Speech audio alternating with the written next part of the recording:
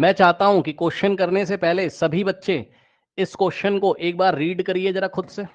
पढ़ लिया? अब देखो बच्चों, बड़ा अच्छा सवाल ये इसलिए कह रहा है कि क्यूबॉइडल बॉक्स है। हमने कहा ठीक है भाई, क्यूबॉइडल बॉक्स बना लेते हैं। ये लीजिए, ठीक। कह रहा है कि 10 मीटर लॉन्ग है, 8 मीटर वाइड है। अच्छा भाई, बहुत अच्छी बात है। ये देखिए बच्चों, लेंथ इसकी दे दी उसने कितनी, 10 मीटर, ठीक। और ब्रेथ कितनी आपको दे दी, 8 मीटर। सही है ना? और हाइट उसने आपसे पूछी, how how high must be, तो इसकी हाइट आप h अज्यूम कर लो। कह रहा है कितनी हाइट का बना है। अच्छा एक बात सुनो सुनो सुनो सुनो, बड़ी अच्छी बात है और ध्यान से सुनिएगा बच्चों। इमेजिन करो, बेस तो इसने फिक्स कर दिया, मानते हो कि नहीं? सही बात है कि नहीं? जरा ध्यान सुनो सुनो सुनो सुनो, जल्दी सुनो इधर।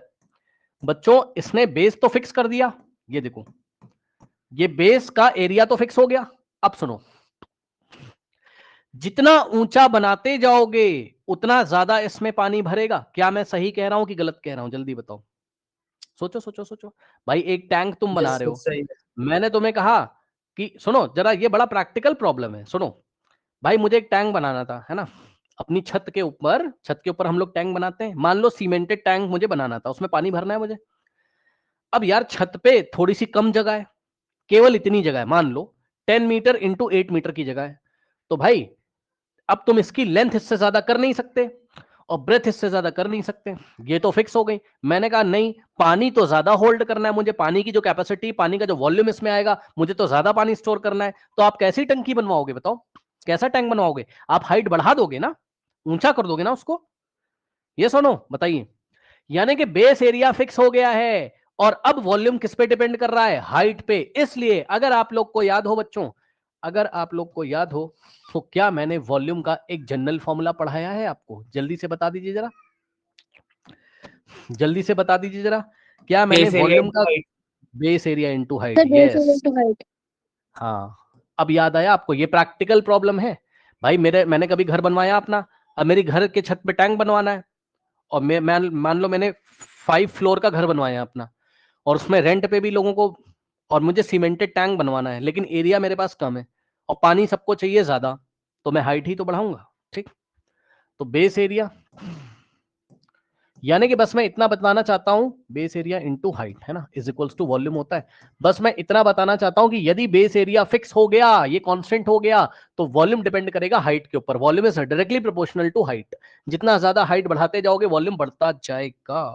ओके, नाउ अब कुछ मत करिए, फॉर्मूले में सब वैल्यू रखिए तो बात आपकी बन जाएगी। बेस एरिया में यही साइड में निकाल लेता हूं,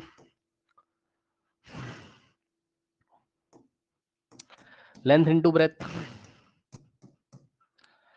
तो लेंथ कितनी है, 10 मीटर, और ब्रेथ कितनी, 8 metre.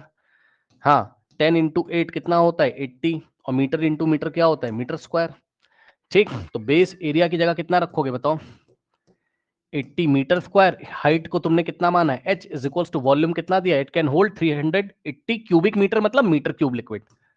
380 metre cube liquid, liquid का मतलब कोई पानी वानी होगा, ठीक, इसमें आ सकता है। तो वॉल्यूम की जगह इतना रखा। अब सुनना ध्यान से, h की वैल्यू जब तुम निकालोगे तो कितना आ जाएगा, 380, और यहां मीटर का क्यूब, और नीचे 80 मीटर स्क्वायर आ जाएगा। और मैं तुम्हें ये बताना चाहता हूं कि 0 से 0 कटेगा, ठीक, और h इज इक्वल्स टू 2 फोरजा और 2 इंटू 17, ठीक। और 17 को आप 4 से डिवाइड कर दो, कर लोगे इतना,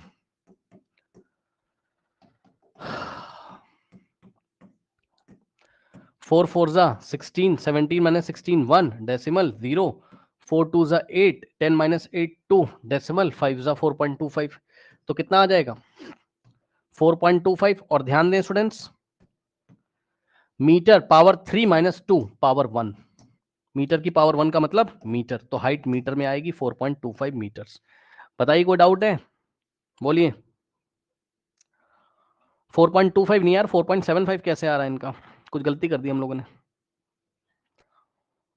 यस, यहां गलत काट दिया, ये 9 है। 2 इंटू 19 सर कितना होता है, 15। 4.75 आ रहा है। हाँ, तो हमें 19 को 4 से डिवाइड करना पड़ेगा।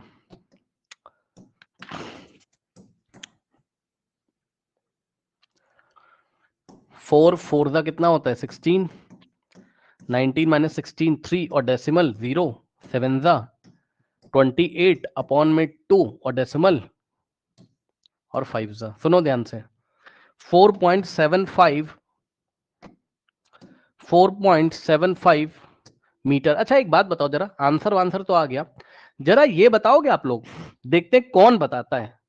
इंपॉर्टेंट बात, आप मुझे ये बताओ कि मैंने आज डेसिमल में क्यों निकाला। बताओ मेरा मन कैसे कर गया डेसिमल में निकालने के लिए, उसने तो बोला भी नहीं था। बताओ,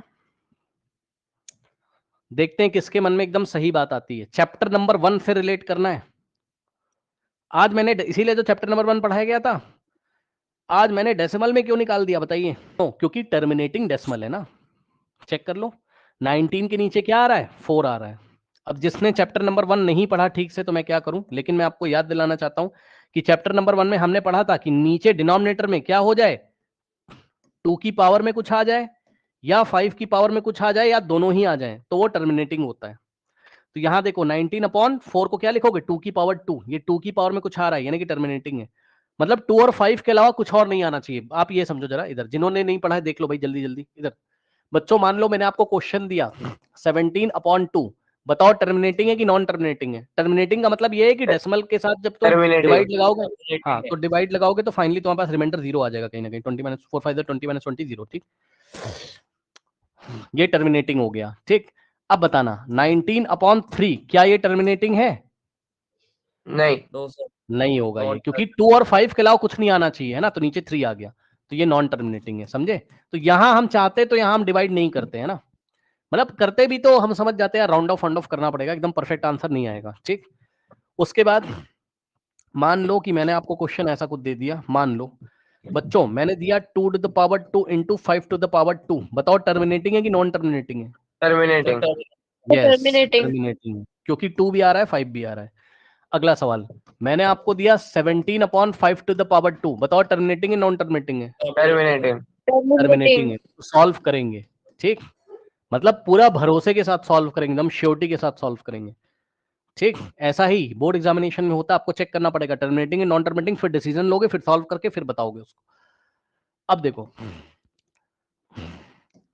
11 जरा बताइएगा 7 into 2 ये कैसा है, ये कैसा है। Non terminating.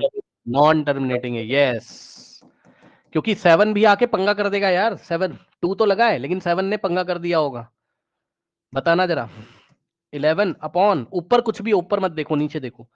3 into 2 into 5 बताओ कैसा है। Non terminating. 3 गड़बड़ कर देगा। हाँ, क्योंकि 2 और 5 तो है लेकिन 3 प्रॉब्लम कर देगा, ये नॉन टर्मिनेटिंग। ये मैंने चैप्टर नंबर 1 में बहुत सिखाया था और मैंने बोला था साल भर काम आएगा। पर यहाँ ऐसा कोई बच्चा नहीं जिसने चैप्टर नंबर 1 मेरी क्लास में पढ़ा है, सारे न्यू स्टूडेंट्स हैं। पुराने वाले बच्चे जो रिकॉर्डिंग देख रहे होंगे उनको पता है। चलो बहरहाल ये हो गया, मैंने आपको बता दिया, मेरे ख्याल से आप लोग समझ गए होंगे, इतनी बड़ी कोई बात है नहीं। अब आप यहाँ पर आ जाओ। तो बच्चों आपने देखा ये आंसर आपका आया, बिल्कुल सही आंसर है। और एक बात और देखी मैंने, यूनिट आपको दिखाया, हाइट एक 1 डायमेंशनल फिगर है तो मीटर की पावर 1 यानी कि मीटर आएगा।